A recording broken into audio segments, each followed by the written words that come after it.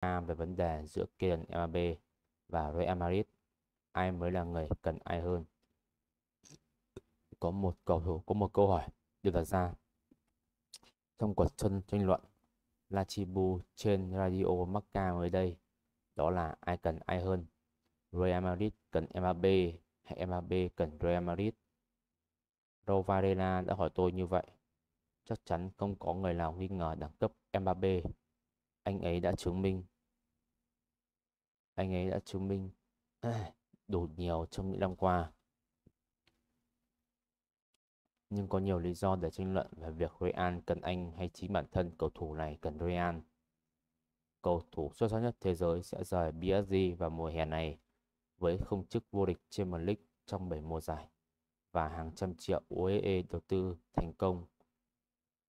Khởi công của Nasser Al-Khelaifi và trái ngược, sự thắng tay tại Paris. Real có thể giành chức vô địch Champions League thứ 15 tại Wembley vào ngày 2 tháng 6. Thi đấu cho Real Madrid đồng nghĩa với những danh hiệu, những đêm lịch sử, với những cuộc lội ngược dòng bất khả thi. Vinh quang, những người hiểu rõ điều này nhất đều là lỗi của họ và những cầu thủ đã rời câu lạc bộ với suy nghĩ rằng mọi sự tốt đẹp hơn với họ khi rời Bernabeu.